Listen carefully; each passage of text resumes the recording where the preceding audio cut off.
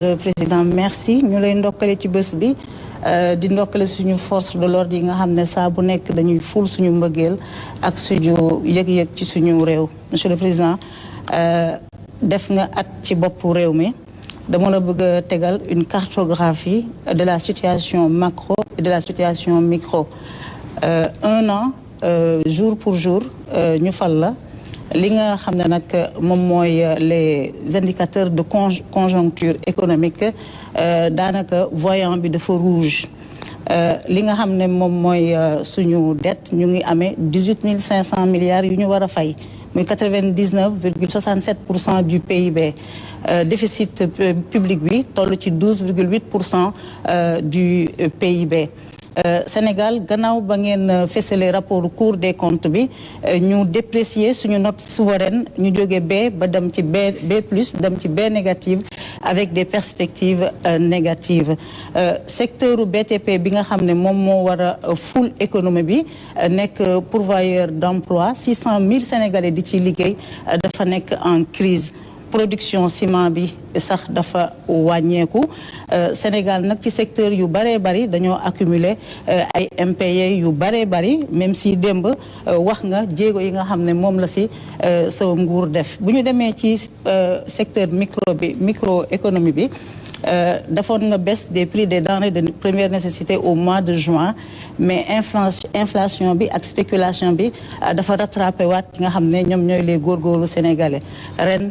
Korité bi soble bi bari na yomb na pomme de terre bi bari na yomb na mais jàmbat bi mooy askan bi mënuñu cee jot ndax amuñu lu ñu fa demee yow nga digoon ñu un Sénégal meilleur nga nañu le meilleur est à venir le meilleur est à venir boobu nan nga ñu fay yóbboo ndax kat sa référentiel de développement économique pare na te it ci li nga xam ne moom laa la énuméré te mu nekk les indicateurs de conjoncture lan mooy ci sa responsabilité yow ak sa gouvernement. jërëjëf soxna Maïmouna sama responsabilité mooy uti pexe ba saafara problème yi ak jafe-jafe yi nga xamante ne Sénégal amee na ko waaye askanu Sénégal a ngi mu ngi koy jànkonte loolu mooy ci sama responsabilité ci lay xëy ci lay gontu ci lay yendu ci lay fanaan ànd ci gouvernement bi yépp ak ñi nga xamante ne ñoo nekk ci administration yi nekk ci opérationnel bi loolu responsabilité boo xam ne dañ koy assumer la ndax sénégalais dañ ñoo dénk fekk jafe-jafe am na ñu ne ñu utal leen ci saafara waaye quant à fan la jóge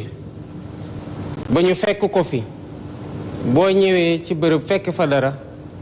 te di door a egsi si bërëb ba gaw ma ne mën nañu wax ne li nga fa fekk yow yaa ko fa def suñu responsabilité tamit bu ñu assumer ba pare mooy gannaaw bi ñu sénégalais yi joxee lenge yi nee ñu jox nañu leen dénk nañu leen doxal leen li ngi leen digoon li ngeen ñu digoon wan leen ñu ko il était important que ñu xam d'accord ñun ñëpp sénégalais yi ci fan la ñu jóge pour dem fan alhamdulilah depuis 2012 le Sénégal voté loi wax ne saa yu coppiteg amee ci kaw réew mi maanaam à la suite de chaque élection même bu fekkee ne dañ fa tegaat sax kenn koo xamante ne moo fa nekkoon saa yu ñu génnee élection rek dafa war a def compte yi loolu yoon moo ñu ko teg buñ ko defoon niñ ko defee nii wàccoo nañu ak yoon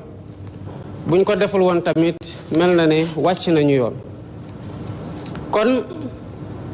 suñu première responsabilité c'était de wax sénégalais yi fan la réew mi toll ñu xamee ko ñun nuñ ko xamee gannaaw bi ñu ko saytoo ba pare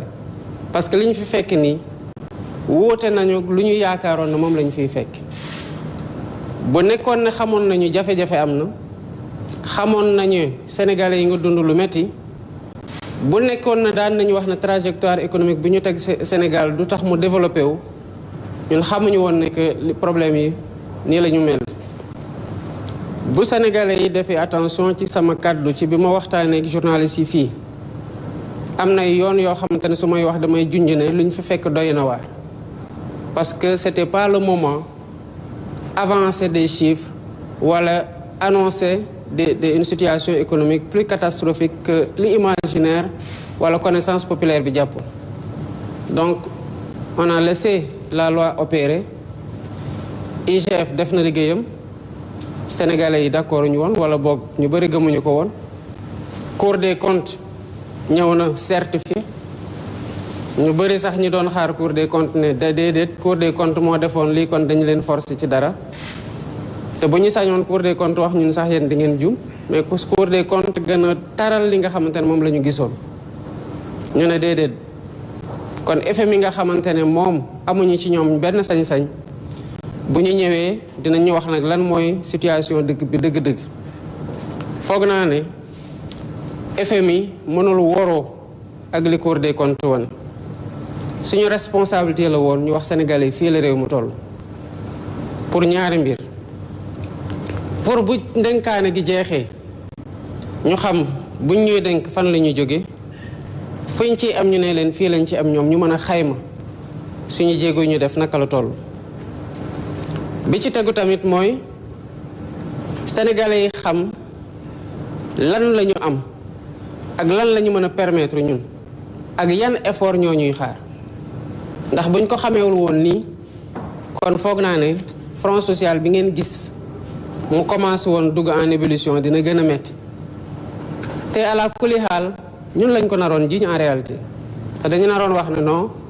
ñoom ñoo xamul ñoo mënul ñoo amul expérience moo tax mbir yi demee nii. il était important que situation de référence yi ñu déggoo ci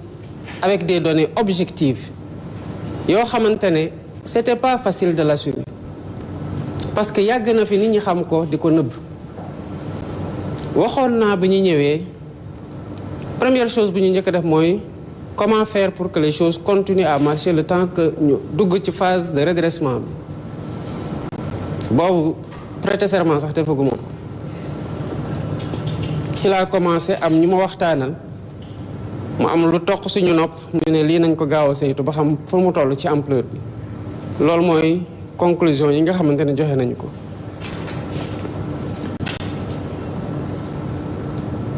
li gën a am solo mooy tey sénégalais bu doon jóg di nekk ci revendication tey war nga xam lan la réew mën ak lan la réew mën. au moins sur ce plan là on va s'accorder. maintenant ndox tuuru na bàq ci des. bi ñu defee les premiers audits avec l'IGF on était jóge nañ 73% dem ci 83,8 ou 0,7%, donc 10 points yokkoo nañ ci woon. le déficit jóge woon na 4,9 dem déjà ba 11. ñu toog ñu ne mais comment faire parce que lii bu ñu ko wonee marché yi dinañ ñu sanctionner. cas bu ci gën a atypique mooy avant conclusion yi di génn ci Cour des comptes nekkoon nañu sur le marché financier am lu waroon dugg avec un taux de 8%.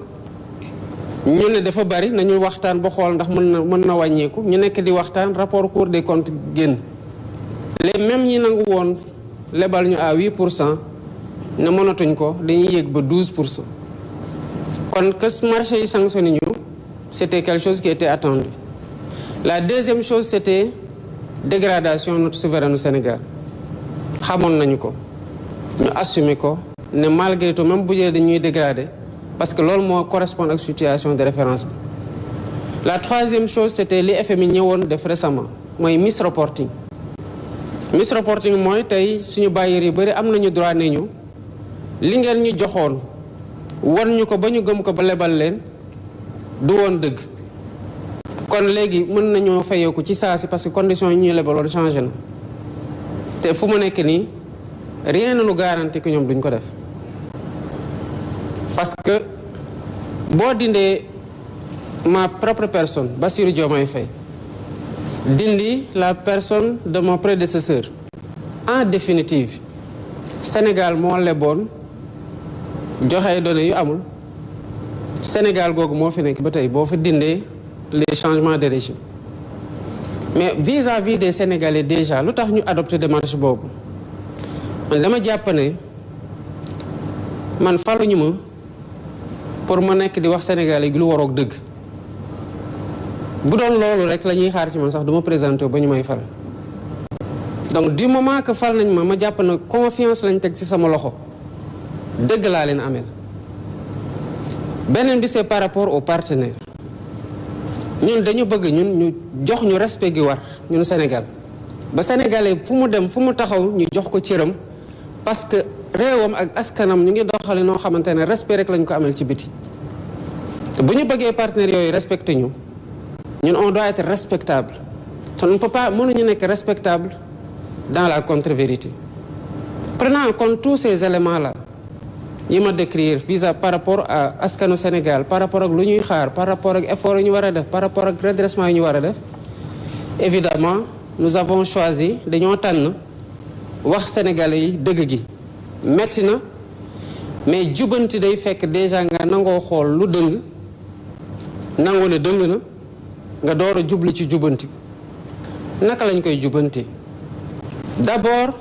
wax nga ne soble bi manqué wul prix bi yokkuwul au contraire ak yeneen kazalika mais sant yàlla alhamdulilah bu fekkoon ne dañoo am jafe-jafe ba pare mu mel nu mu doon mel ci chaque période fête kon mu gën a metti kon d'abord bu doon ay poñ yi ñuy marqué mën nañoo jàpp ne kon ci fête bii de gouvernement bi marqué na ci poñ parce que dara manqué wul dara yokkuwul ñu koy sante yàlla bu baax bi ci tegu mooy bi ma defee sama discours dama noonu ay yeneen bees dinañ ci toppaat mooy bi ñu defee bees yi besewaat nañ wàññiwaat nañ ceeb bi bu ñu gisee ci diggante bu ñu ñëwee ak tey wàññi nañ ci lu mat 100 francs c'est pas rien parce que kenn ku dem jënd ji saaku ceeb bu juróom fukki kilo dañu la delloo junni joo xamante ne dañ ko doon lekk balaa ñuy ñëw ñu bare ngi wax waaw marché international bi et cetera mais non lu tax ñu wàññi woon bu ñuy door a ñëw malgré jafe-jafe yi te boobu kenn waxagul woon marché international je rappelle damay fàttali bi ma ñëwee dama woo le directeur du commerce intérieur ñu toog ak moom ne ko lan mooy situation bi parce que sénégalais yi sonn nañu te il faut que ñu jàppale leen wàññi dund gi mu ne ñu prix yi lii la 450 francs kilo ma ne ko lu tax lan moo ci mën a dañ mu ne ma TVA amu ci droit de douane amu ci kon lan lañ ci mën a wàññ mu ne ma dara mu ne amul TVA bu ñuy dindi pour mu wàññeeku amul droit de douane yu ñuy dindi pour mu wàññeeku ñu ne leen ak ala kuli xaal foog mu wàññeeku ci la ñuy njëkk a tëgg benn stratégie pour répondre ci naka la ñuy génnee sénégalais yi ci jafe-jafe yi ñu ne mais lan moo tax ceeb bi di cher nii ñu gis ne ñi koy dem jënd ji ñun amuñu benn maîtrise ci prix yi ñii ci coût transport bi ñu waxtaan ak opérateurs yépp ñi nga xamante ne dañuy importer ceeb ma ne ministre bi da ngay dem Inde yàgg say équipe ñu xool naka la ñu mën a wàññee frais de transport yi tax prix bi ñu koy livrer ci prix boo xamante ne port kiy jaayaat mënul bañ a jaayee prix bi nga xamante ne moom lañ fi fekk buñ ko defee d'abord il y avait 500 000 tonnes de riz yoo xamante ne mënuñu ko woon jël bi may door a egsi ma laajte lan moo tax jëluñu ko ñu may wax ay non problème mu transport waa Inde dañ ñoo wax lii waa Inde dañ ñoo wax la lii loolu moo taxoon ñu dem ba Inde pour waxtaan directement ak ñi nga xamante ne ñoo taxoon mënuñu jot ci ceeb boobu et qui permettait déjà ñu wàññi non seulement waxtaan nañu ak ñoom supprimer nañu ñaari intermédiaire pour wàññi coût yi mais amaatoon nañu un quota double jóge nañu 500 000 am un quota 2 millions bi ñu xamee ne wàññi nañu coût yi moo taxoon ñu xam ne ala kulli xaal bu ceeb bi nga xamante ne moom la ñu waxtaane woon desee kese ci marché bi wàññi dina gën a yomb moo taxoon décembre lañ naroon annoncé wàññi ma demande ministre bi est-ce que on est sûr que sur le marché aujourd'hui ceeb bi ñu waxtaane woon jënd ko à plus bas prix que ceeb bi ñu fi fekk moo des kese ci biir marché bi mu ne ma waaw te ci perspective yi ñu am sax mën na am ñu mën a yokkaat quota yi waaye mën na am mu am ay embellis sur marché international ma ne kon nañu xaar ba mu wóor ñu ne que am nañu maîtrise ci loolu moo waral bés bii ngeen gis nii te stratégie yooyu nag moom la ñuy nekk di dérouler ci yeneen secteurs yëpp d'activité yi wax nga kaw BTP bi oui BTP bi am na problème comme ni yeneen secteurs yi amee problème parce que Sénégal ci boppam moo am problème ci contexte bi dette intérieure bi tey nu mu toll bëri na secteur boo jël bu fekkoon ne fekk nañu koom gi taxoon ñu mën a éponger toute la dette extérieure kon relance économique am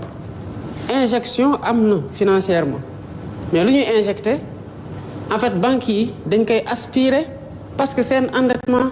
secteur privé bi moo bari. Qu'est-ce qu'il nous faut faire aujourd'hui waxtaanaat ak ñooñu nga xamante ne ay différents secteurs lañu uti pexe dinaa ci ñëwaat léegi ci liy tax xaalis amaat ci biir réew mi mais en attendant par rapport ak li nga xamante ne moo fi disponible def nañ ay injection yoo xamante ne xeebuñu ko parce que bu ñu ñëwee d'abord ci secteuru agriculture opérateurs yi mais dañu fekk ñu amee leen bor 2020 2021 2022 ba 2023 ñu fay lépp fekkoon nañu engrais cher ñu wàññi ko de 22% ba pare double quantité yi kon boo xoolee ci différents secteurs yi des efforts ont été faits nii ñuy wax ak yéen nii campagne 2024 bii rek lu ñu dese amee lu ñu kenn bor lu dul 3 milliards yoo xam ne moom la ñu war a fay te du yàgg kon ci secteur opérateur yi lay wax ci yeneen secteur comme BTP bi def nañu effort c'est insuffisant certainement parce que li ñu amal BTP bi dafa bari balaa ñuy mën a répondre maintenant à tout ça une relance de l'activité efficace il faut que ñu xool comment dégager des couloirs budgétaires parce que bu ñu ko deful lu ñu mën di dajale ci impôt sur le plan intérieur ci lañ ca fii la ñuy gën a yaakaar aujourd'hui parce que le marché international est dur d'accès pour ñun au regard de la notation de la situation budgétaire du Sénégal lu ñu dajale boo moytul intérêt de la service de la dette moo koy aspirer parce qu'il est énorme wax nga ko 18 500 milliards en réalité ëpp na ko te service de la dette yi surtout dafa ne ko loo xam ne dañ ko différé woon pour mu génn ci mandat précédent bi tombé suñu mandat moo tax bi ñu ñëwee xool lañ xam ne ça c'est pas soutenable il nous faut maintenant entre autres stratégies ci loolu la ministère de l'économie et des finances ak ministère de l'économie du plan et de la coopération ak naataangoom ministère des finances ministre des finances et du budget di liggéey ci lu ñuy wax service actif gestion active de la dette gestion active de la dette moo ñu mën a permettre ñu reporter ay échéances pour bu ñu defee mobilisation de recettes à l'intérieur ñu mën a répondre aux besoins d'investissement et à l'épongement de la dette qui permettra de relancer l'activité. Alhamdulillah Rabbil Alamin, le sérieux des autorités est bien apprécié des partenaires et on a des offres yoo xamante ne ñu ngi ñëw mais ñu ngi koy étudier aussi pour ne pas commettre les mêmes erreurs que nos prédécesseurs yoo xamante ne urgence su politicienne wala urgence pression sociale c'est vrai que mu ngi fi mooy tax ñu def choix yoo xamante ne c'est pas des choix économiques lucides on ne peut même pas se le permettre moo tax orthodoxie budgétaire mënatuñ ko fooyu fu mu toll nii maintenant mécanisme yëpp yi nga xamoon ne moo sauté ba li xew-xew ñu ngi koy restaurer mais mieux